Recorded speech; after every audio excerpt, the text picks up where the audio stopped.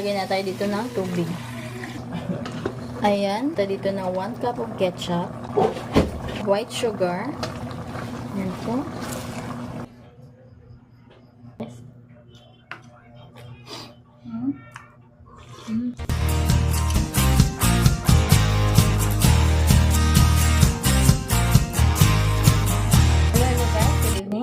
Ngayon po, meron pa tayo dito, chicken feet. Malinis na po ito. At nahugasan ko na rin. Lulutuin po natin ito at gagawin po natin itong masarap na sweet and sour chicken feet. Ito na po, simulan na po natin ang paghiwa po ng mga ricados na gagamitin po natin dito sa pagluluto.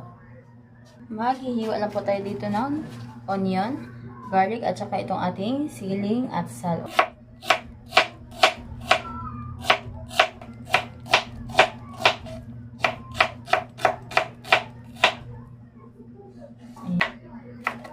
Gagamit lang po tayo dito ng 7 cloves of garlic. Di ko muna to guys, saka ko po binilatan para madali na lang po natin siyang pinuhin.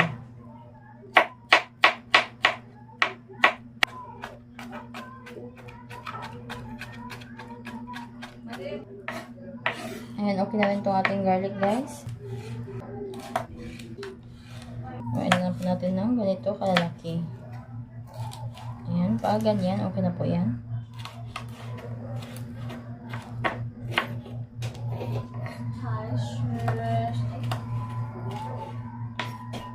Ayan, okay na yan guys. Simulan na po natin ang pagisa. Ngayon naman ay magluluto na tayo. Ayan, mainit na po itong ating kaldero. Maglagay lang po tayo dito ng mantika. Madali lang din siya uminit guys. Kaya ilalagay natin yung ating garlic at onion. Pagsabayin na natin.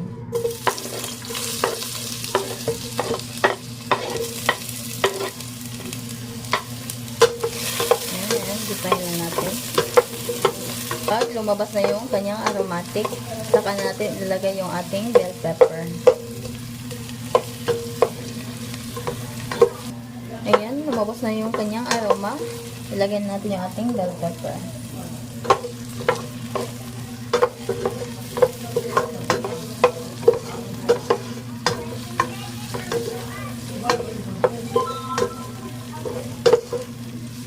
Okay na to guys. Ngayon, ilagay natin yung ating chicken feet.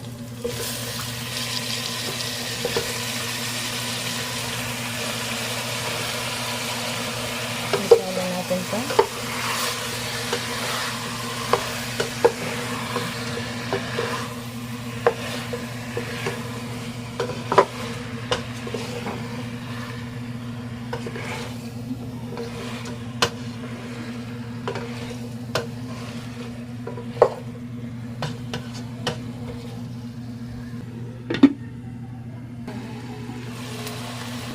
Haluin natin ito.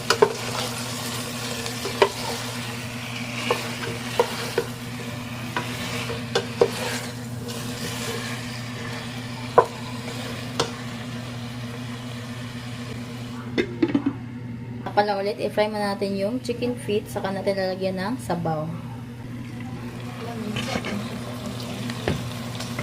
Ayan, kung makikita natin, medyo nag-fry na siya. Yan, okay na yan. Ngayon naman, maglalagay na tayo dito ng tubig. Dadamihan po natin tubig guys, para po malata po yung ating chicken, yung ating chicken feet. So, dagdagan natin yung tubig. Dapat po yung tubig po ay saktong lumapaw lang dito sa ating chicken feet, para po kahit yung nasa ibabaw ay malata din. Kung meron po kayong pressure cooker, mas maganda po sa pressure cooker niyo po siya iluto, para po hindi po kayo mahirapan sa pagpapalambot. Ang gusto kasi natin ma-achieve yun dito guys, yung malambot na malambot talaga, yung kusang natatanggal na lang sa kanyang buto yung laman. Takpan ulit natin and hayaan lang po itong kumulo.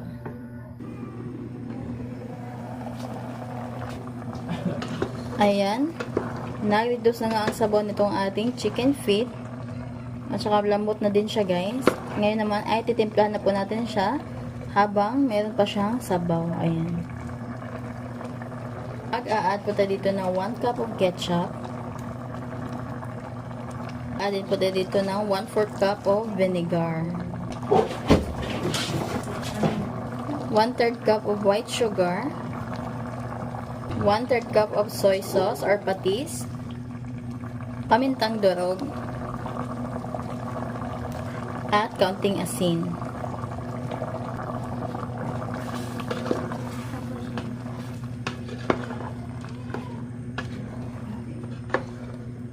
Tinamplahan ko na siya guys habang hindi pa tuluyang nag-evaporate yung sabaw niya para po magkalasa at manood na rin sa ating chicken feet yung mga nilagay pa nating pampalasa.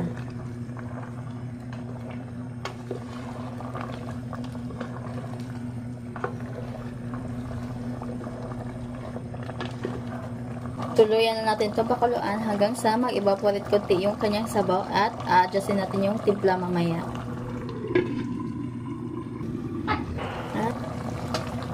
Yan po. Nag-reduce na nga talaga completely yung sabaw po nitong ating chicken feet. Yan po kung makikita nyo. Maglalagay pala tayo dito ng Sprite. Yan po. Isang mismo bottle.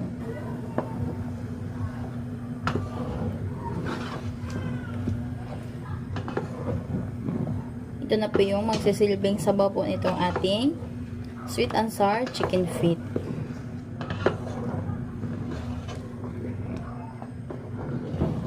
Ayan, okay na po itong ating chicken feet guys. At ang panghuli po natin ilagay dito ay ito pong tinuna po natin na cornstarch. 1 tablespoon of cornstarch lang po. Ilalagay po natin dito para po maging mas malapot yung sabaw po nitong ating sweet and sour chicken feet. Then, haluin natin konti.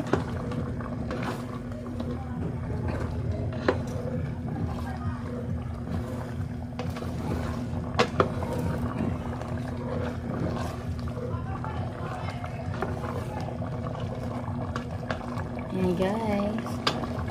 Ito na po. Luto na po yung ating sweet and sour chicken feet. Ayan. Ready to serve na po ito. Ito na po yung ating chicken feet. Ayan.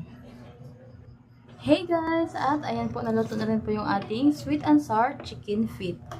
Ito na po siya guys. Oh. Ayan.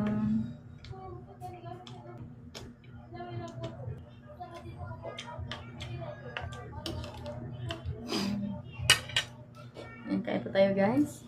Ito mo na. Yan. Yan po yung ating chicken feet. Kain po tayo guys.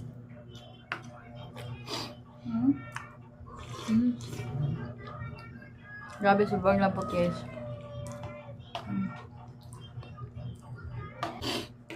Ang sarap din po ng ating chicken feet.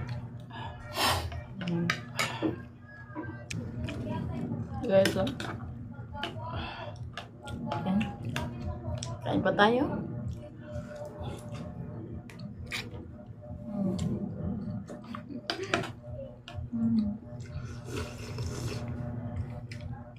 Sabi sa sobrang lambot, naghiwalay talaga yung laman sa buto.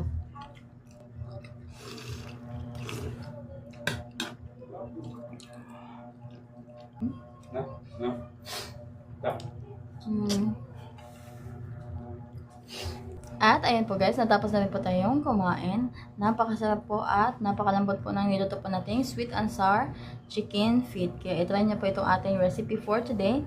And yan lang po. Thank you po for watching and see you po in my next vlog. Bye-bye!